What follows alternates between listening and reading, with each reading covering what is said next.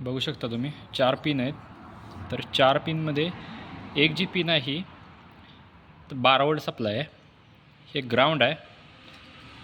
त्याच्यानंतर 5 volt supply आणि त्याच्यानंतर आउटपुट आहे.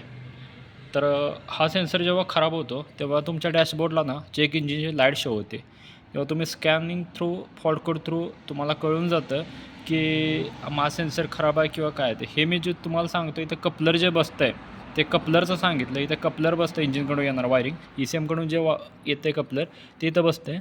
त्याच्या थ्रू हे जे सप्लाय होतात. हा पार्ट जो आहे एअर सेन्सर याचं काय काम आहे की हवा किती प्रमाणात इंजिनमध्ये घेतलेले आहे ते फक्त ECMला सांगायचं काम करत असते. फ्रेश हवा पुढं सप्लाय करायचं काम करत असते. आणि हे तुम्हाला मी गेल्या व्हिडिओमध्ये दाखवलंच आहे. एअर फिल्टरला बसवलेलं असते. एअर फिल्टर काय करते स्वच्छ हवा आत घेतल्यानंतर हे जे पुढं सप्लाय होऊन पुढं टर्बोला जात असते. आणि जे नेक्स्ट व्हिडिओ आहे ते टर्बोवर असणार आपला.